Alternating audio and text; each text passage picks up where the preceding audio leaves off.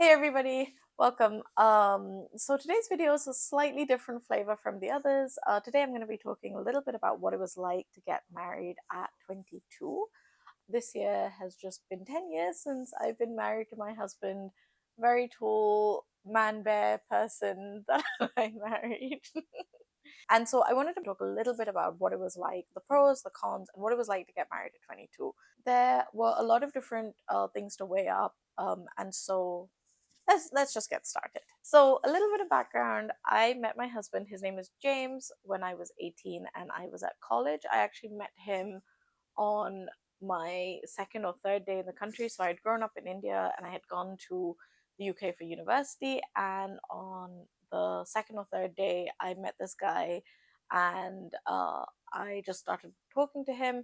And who knew, lo and behold, a few years later, I would end up marrying him.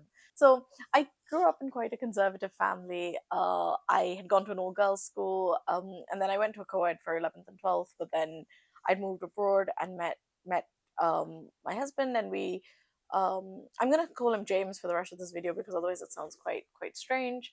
Um, but I met James when I was 18. We were friends. We spent a lot of time talking. We spent a lot of time together at university.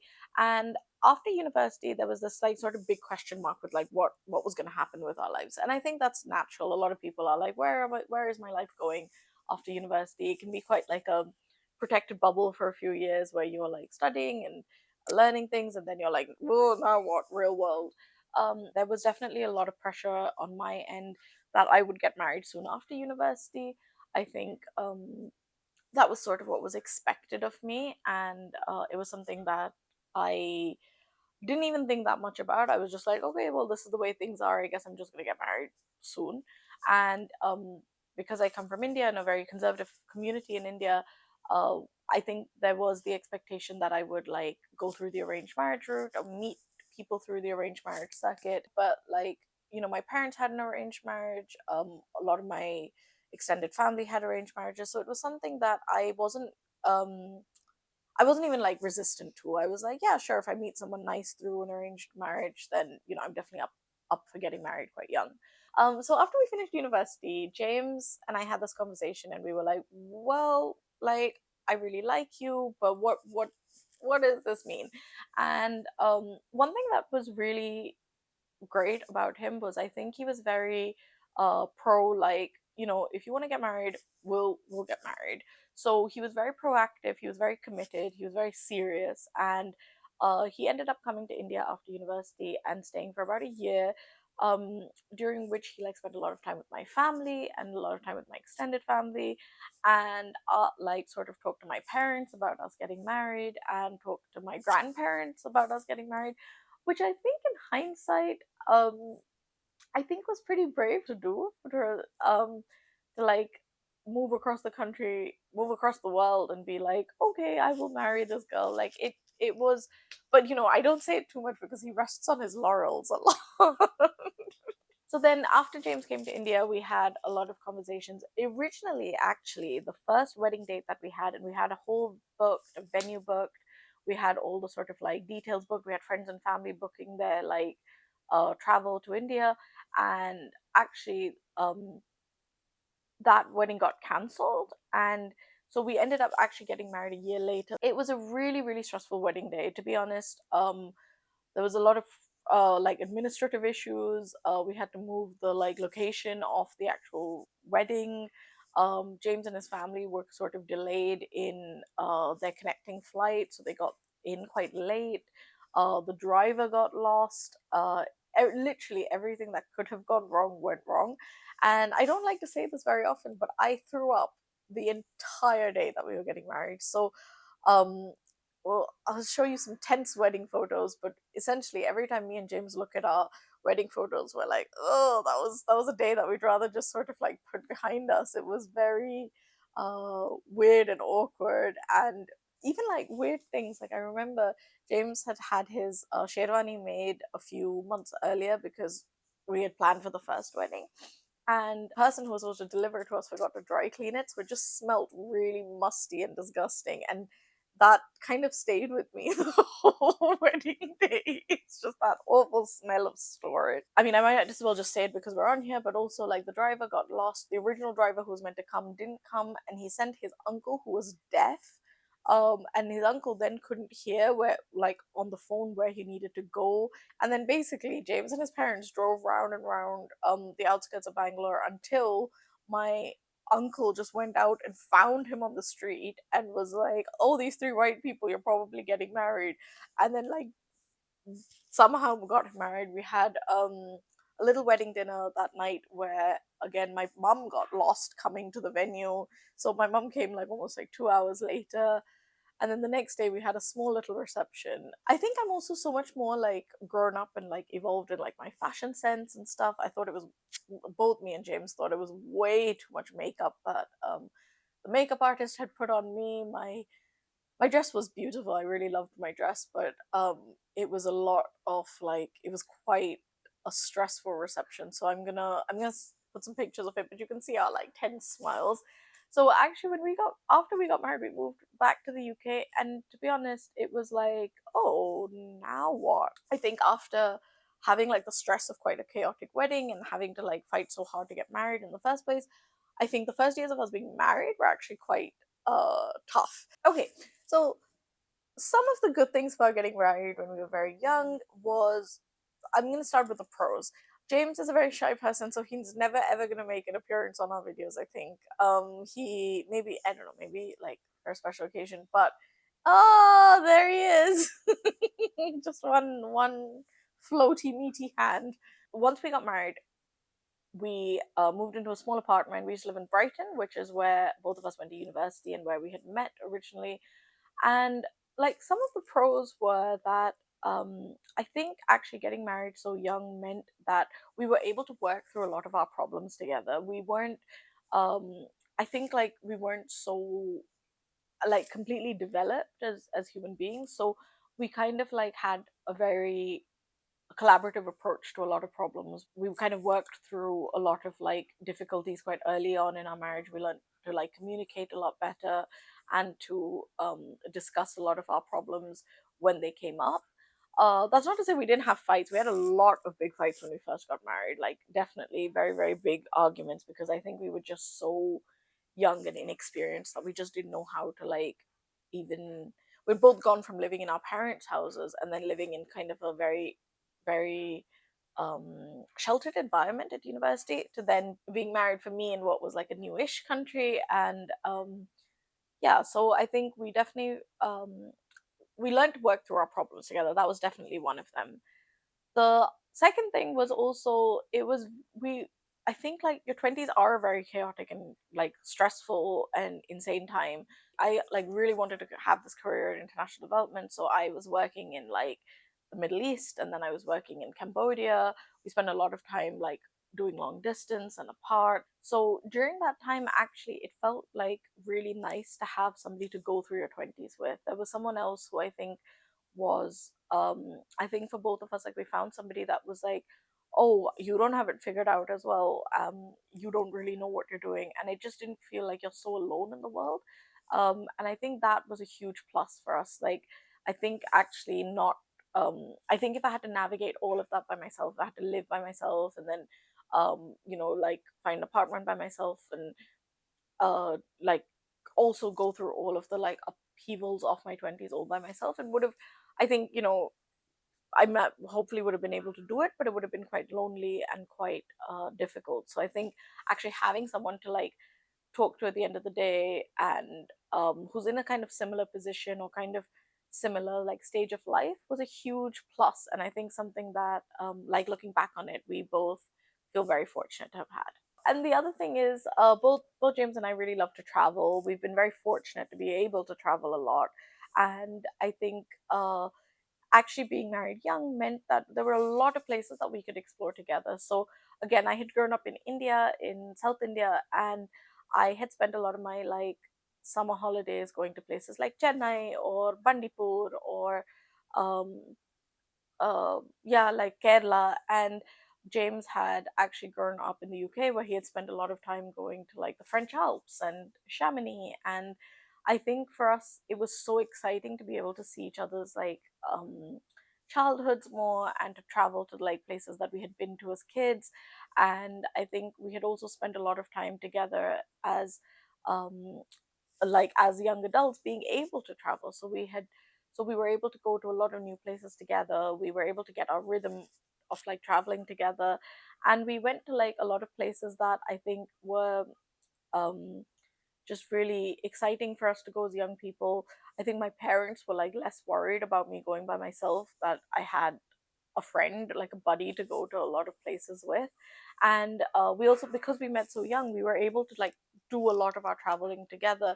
I wonder if I'd met James at this stage of life, if we would have already had like quite a lot of life experience separately. But actually, because we met so young, we were able to like have a lot of shared memories and a lot of shared experiences through our 20s, and that's really very special to both of us. The other really big thing is that we've really shaped each other's worldviews, and I think that is very nice. I am by nature much more emotional, much more like fluty kind of person. I think I quite like. I'm not necessarily. I'm very emotional. I think with my heart. Everything is not always like black and white to me. And I think James is actually an incredibly logical person, and I think like the combination of that has been quite good, because we were able to shape each other's worldviews. What it really did bring us together is actually we were able to like share stuff from like both our cultures, both the ways that we grew up, both our upbringings.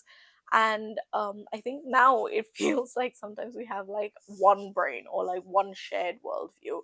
And that I think that's been a very like nice sort of thing to have in a marriage, that we kind of both feel like we, whenever there were things that we were not sure about or things that we were questioning, we kind of would discuss them together and kind of come up with like, okay, maybe this is how we feel about it.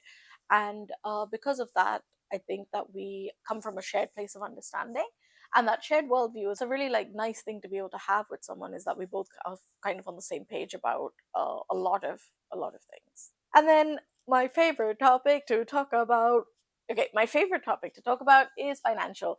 Is so it was genuinely a lot easier for us to rent and then eventually be able to afford a mortgage because we live together. This is something that I think we would not have been able to do, or we would have had to like live in very different circumstances, or we would have had to compromise quite a lot. But financially, actually living with somebody, sharing bills, sharing rent, being able to like pay shared utilities was a huge, huge bonus. I think actually having shared finances younger just made it a lot easier, took a lot of the pressure off. And also, I think for pretty much all of our 20s, there was always two people earning. So it just kind of took the stress off that we had two incomes and shared sort of bills. When we did our mortgage application as well, it definitely helped that we had already lived together, that we had two incomes, and that we sort of knew how to balance budgets and stuff. And I guess for some of the cons of this, I wanted to talk about some of the stuff that didn't work so well. It definitely rushed our careers a little bit. I guess a little bit less for me, but more for James. Like, I think originally the plan that we had proposed to our extended families was that we would get married, and then James would still live in the UK, I would still live in India, and we would just be able to like go back and forth and see each other. But and we'd know we were married, but we wouldn't be like living together.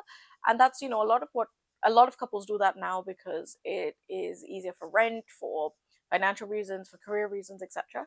But that plan kind of got shot down, so we ended up getting married and living together very young. And as a result, there was a lot of pressure that we both had to be earning quite quickly. We needed to be like earning enough that we could support ourselves. So it definitely forced James to get like the first job he could, so that he was like earning enough. And even for me, I think was trying to build a career in development. So at the time, I was able to go off and do these like volunteer placements, but it did leave James kind of like in the lurch. And that was quite stressful for us financially. I also had won a competition at the end of university to like start my own business, and I'd gotten a small amount of like money as like a grant. And it was something I wanted to like explore further, but because there was like this worry about like how we were going to manage and how we were going to pay our bills and how we were going to like live really. I ended up taking this quite like low paid job that I ended up working at for almost a year and working quite hard at to try and like balance that out. So sometimes for both of us, I think we were a bit like, oh, maybe if we'd had a bit more time and space to like think about our careers, or we weren't like so rushed to be able to be like financially independent so young, maybe we would have like down a different career trajectory. But it is also impossible to say. It is in hindsight. It was 10 years ago. We just have no idea how things would have turned out. Oh, this is, I think James put this point in, but it's a good one, is that you are not an adult yet until you're 25. Apparently, there is research to say that your prefrontal cortex is not fully developed. So your decision making ability is not fully formed. And actually, when I think back to like, things that people have said to me at that time in life, or, arguments I've had with people, I was like, oh, well, they just weren't adults. So maybe that's why, I mean, I wasn't an adult. So that's why, like, we've clashed on certain things. But it was definitely very hard. We were both not mature enough. We had lots of explosive arguments. We fought a lot. And we didn't like, I think because we weren't fully formed adults, we just didn't know how to rationally discuss a lot of things. And, that was hard on both of us. Like, I think that was quite stressful in the early years. Um, Something I will say though is I think there was like an undercurrent of like at least that we really loved each other, but there was a lot of like negotiating, and it was very difficult actually to figure out how to live together as two essentially children. That definitely made our arguments a lot harder, and I think again if we were to have met at this age, I think we would have had more like grown up arguments, or maybe we would have like dealt with it differently. Again, impossible to say, but it definitely did feel like a little bit of like when we were newly married. Another point is that actually I felt when I got married, because I was so young, I really felt like I was the only one who was married. And I know that definitely wasn't true, but I was definitely early among my friends and about around my peer group. And it really felt like I was the only one who was getting married. So it felt to me like I had kind of entered the stage where I was like, married, managing a house, buying groceries, holding down a job. I felt quite grown up compared to a lot of my friends who were still sort of like enjoying their 20s, so they were uh, traveling, they were dating, they were, fresh out of college, they were experimenting with new careers. And I just felt like sometimes it felt quite isolating that I was like on this planet by myself, where I was like just married, and also things like I had other responsibilities, like I had to like um it was also hard for me to maintain relationships with my parents. So I had to like prioritize that. I had to like spend a lot of time with my in-laws, and so my life became kind of a much more like older person's life, it felt like to me. And I really felt like, oh my gosh, I'm missing out on my 20s, or I'm not doing something like wild and crazy, or I'm not partying till like 3 4 a.m. It really felt like that was the case, but it felt at the time like maybe other people were just having more like youthful fun and I wasn't. And I think now I feel very resolved about it. Like I don't think that is what the case at all, but at that time it really felt to me like I was the only one who was married, and I was the only one who was having to deal with all of the things that I was dealing with, and that felt quite like lonely and isolating at the time. And also, like, there was definitely an expectation that once you get married, you do not have a personal life. Like, the number of times I have met friends who will just ask me how James is and not ask me how I am. There was a lot of like, I think there was like this expectation, like nobody asked about my career anymore. Nobody asked about like my personal interests. It was always like, oh well, how's James and how are you and James? And it became quite hard for me to like manage friendships and maintain relationships after being married. I think something that I pride myself on is I worked really, really hard to try and keep like a lot of friendships going and a lot of like relationships going, because I was like, I don't want to be one of those people who just got married and is like la la la, I live with my husband and I don't care about anyone else. And I think like a lot of my best friends have stayed, and I've got like thankfully quite a nice social life now from people who I think understand that. But it definitely was very difficult right at the beginning to kind of have that identity shift where suddenly like you become a married person and everybody kind of associates you with being married, or a lot of your like life updates are around being married, when actually I am and hopefully will always be a standalone person who has like my own hopes, dreams, ambitions, life really that is independent from my husband. And that's, I think, for women a very, very difficult thing to keep in mind. And it's something that you have to be quite conscious of to like maintain even after you get married. I mean, it was very important, at least in my case and to me, to make sure that I was still like a whole person and I had a whole life. And as much as I loved living with my husband, it was a part of my life, not my whole life. And again, I guess because we were so young and because so much of our like life focused around like we were still kind of trying to get on the career ladders. We were still trying to like figure out where we lived, what we did, what we wanted to do with our lives. There was a lot of long distance. I mentioned earlier that like I worked in the Middle East. I worked in Cambodia. We spent a little time like together in Kenya. But we were also like shifting apartments in like from we moved from Brighton to London. I was often back and forth in India. There was a lot of, and even recently, like in the last, during the pandemic, I was living in Denmark. My husband was still in London. We have kind of done a lot of long distance from each other for long, long periods. And I think that was just because we got married younger. I guess the good side of it is that it meant that we were, because we were married, we just had this like understanding, like this is just how it's going to be. Whereas maybe if we were in a different situation, people would have just broken up. But we also, like, it was also very, very tough, I think, because I think being married and doing long distance, it's tiring on both parties. Both of us aren't really great on the phone, so it was just quite hard for us to like maintain our relationship and be like, how are we going to talk to each other, how are we going to like actually keep our lives going. We've done long periods apart because we had to, but it's definitely not something that I love doing or that we enjoy doing. It's just how things have worked out. So, in conclusion, I'm glad we met and we got married young. It was definitely like it, I would definitely feel very fortunate to have met someone that I love and that I want to spend my life with very young, and that to have that shared experience with. So, and I'm definitely glad we got married young. We learned a lot, we've got a lot out of it, and I think we feel a lot more like settled in our relationship. I think if we had met later, we probably would have been more developed, more, maybe even more like settled in our careers and more, you know, I don't know, maybe even more resolved as people, more like evolved, more articulate, but we would have been more set in our ways. So that might have made it harder for us to like um, negotiate or be together. And actually, just a few months ago, almost 6 months ago, we finally registered our marriage in the UK, which is something that we hadn't done for a long time and actually we really needed to do. So now we're officially married in the UK, which means that we can actually take married on forms and stuff. But it means that after 10 years, we're officially like married uh legally, which is, but we've always felt married. We felt married for like many, many years.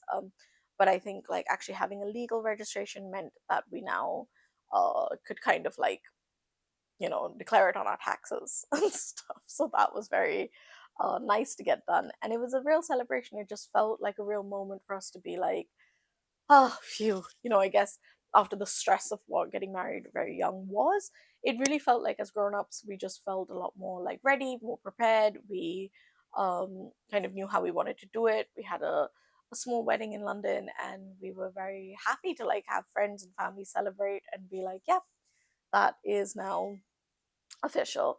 So yeah, that was something really fun. I just wanted to say thank you for watching. I wanted to do a couple more like personal videos, and we probably will do more of these as we go along, where I share a little bit about my life and kind of like the experiences and stuff that I have from it. But we'll also be back to global development programming in the near future. So stay tuned. If you're new here, please go subscribe to the channel. That's always a great way to show support. And if you want more like reading, rambling thoughts about my life, and you want to see which videos coming up next, please subscribe to my newsletter, the link to which is in the description below. Thanks for watching. Bye.